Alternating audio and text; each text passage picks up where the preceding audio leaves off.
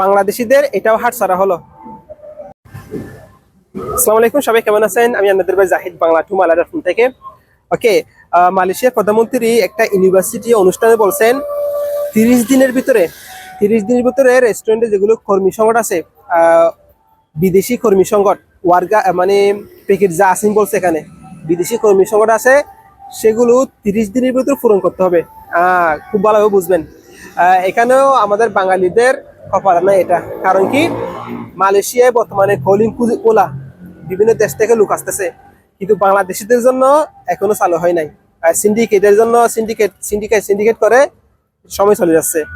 তো সে কারণে বলবো, রেস্টুরেন্টে মোটামুটি কাজ ভালো আছে। 12 ঘন্টা ডিউটি হলো, খাওয়া টাকা রেস্টুরেন্টের মধ্যে খাওয়া টাকা হচ্ছে কোম্পানির 1800 অথবা 2000 রিঙ্গিত বেতন দেয়। রেস্টুরেন্টে মোটামুটি কাজ ভালো আছে। এইটাও বাংলাদেশি প্রবাসীদের হাত ছাড়া হয়ে গেল।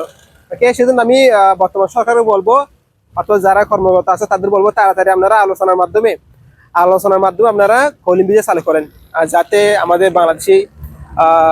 বাংলাদেশে বেকারত্ব দূর হয়। তাই ভালো থাকবেন। বাংলা টু মালার একটু সাথে থাকুন। আসসালামু আলাইকুম।